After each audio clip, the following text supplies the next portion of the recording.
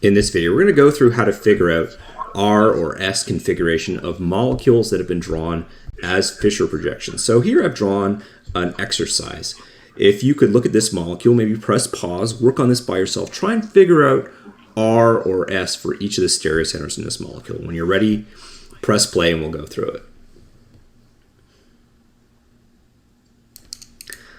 Okay, let's look at this molecule in a little bit more detail. So the first step, anytime we need to figure out R or S configurations for a molecule, is certainly to identify the stereocenters, right? So we want to know where the stereocenters are, and then we can figure out whether or not they're R or S. So looking through this molecule, we're starting at the top. We go CH3. Well, clearly not a stereocenter, right? We've got 3 identical hydrogens.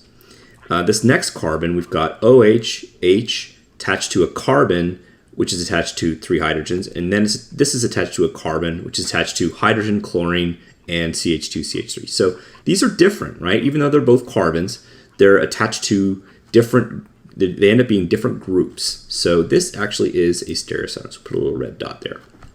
Okay, next one down, we have hydrogen, chlorine, and now CH2, CH3 versus CHOH, CH3. So having an OH here, and clearly this part of the molecule down here does not have an OH. This makes it different. So we have 4 different groups attached here as well.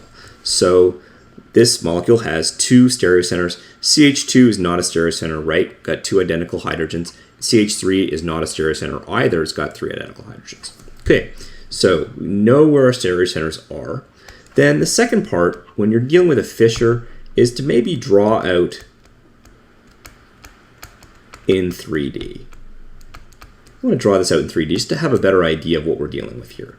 And remember that when you're dealing with a Fischer projection, as my old instructor told me, said, you're looking at a Fischer projection, remember the arms come out to hug you.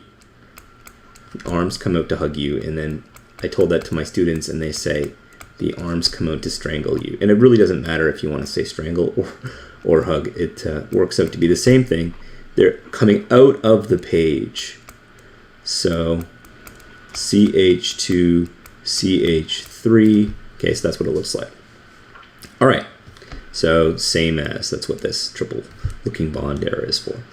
Now, figuring out the priorities for R and S, right? So let's look at this first stereocenter, this one up here. I'll draw a little dot on it.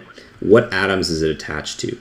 Well, from the top to, if we go clockwise, it's carbon attached to C, H, another C, and then an O. So CHCO. And of all of these 4 atoms, do we have any which are different priorities? Yes. So oxygen has the highest atomic number, so it's going to have the highest priority. Carbons, these 2 carbons are tied. They'll be 2 and 3. One of them will be 2, one of them will be 3. Hydrogen will be 4, right? So we can put hydrogen as 4, oxygen as 1. And these 2 carbons, we've got to break a tie. So we look at what each of them are attached to.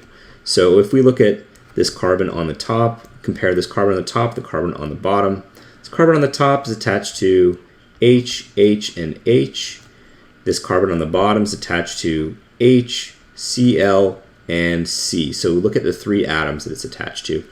And ordering these actually in order of the priority of the atoms, see that chlorine is going to be a higher number than, has a higher atomic number than any of the hydrogens. So this is actually going to be priority number 2 for us.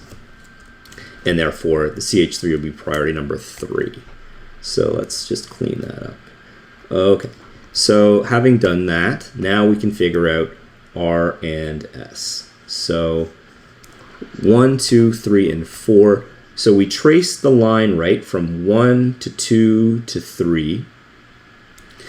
And as we do so, we note that it is counterclockwise. However, notice that number 4 is in the front. In other words, it's a wedge. So it's coming out of the page at us. That in order to determine R and S, we need our number 4 to actually be in the back. That's how we accurately determine R and S. Now, if you saw an earlier video on just how we do this simple trick, really all there is to determine the stereocenter when number 4 is the front is we basically just flip direction. So we're just going to flip direction, and we can then it was going to be clockwise, and now we're correcting for the fact that number 4 is in the front and it's clockwise, so therefore it's going to be R. So this stereocenter here is R. Okay, so then let's look at the stereocenter on the bottom. That's require doing some, actually let's redraw some things here. So stereocenter on the bottom, we're going to do the exact same sequence, and we're going to determine, we know that it's a stereocenter, we've already done that. Actually I should have put number 3, determine priorities.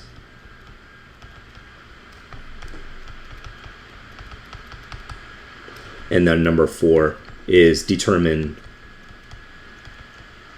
R versus S. So 4 steps for each of these. Okay, so let's look at the bottom stereocenter. We have carbon. Now it's attached to 4 different groups. So it's attached from top to bottom, it's attached to carbon, chlorine, another carbon, and a hydrogen. And between these 4, we can order these in some priority. So of all of these 4, chlorine is going to be number 1, hydrogen is going to be number 4. We've got to break a tie between these 2 carbons. So put the chlorine as number 1, hydrogen is number 4.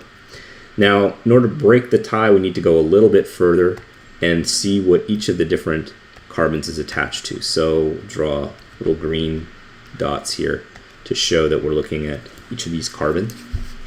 And so this carbon down here is attached to carbon, right? It's attached to the CH3, carbon, hydrogen, and hydrogen.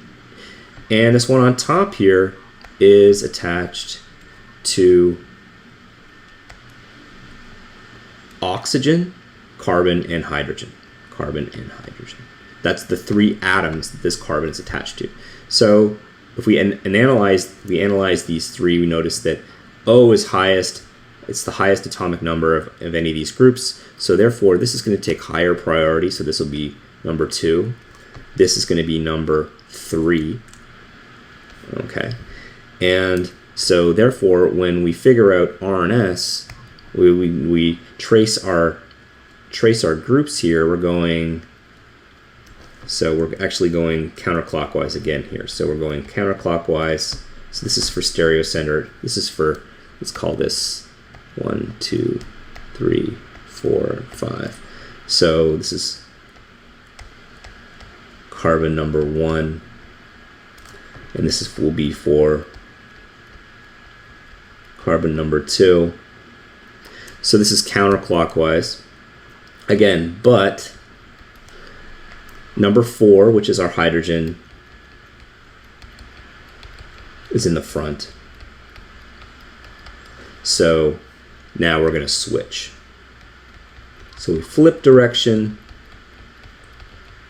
So therefore it's clockwise. And so if it's clockwise, it's going to be R as well. So this stereocenter here would be R. So anytime you have a Fischer projection, remember, again, the arms come out to hug you. The groups on the side come out of the page at you. And if you've got a number 4 ranked substituent, so for example, hydrogen, you're going to end up, when you determine what your different priorities are, you're going to end up flipping direction more often than not. And just keep that in mind when you're figuring out R and S for a molecule which is drawn in the Fischer projection, because it's going to come in very handy when you're asked to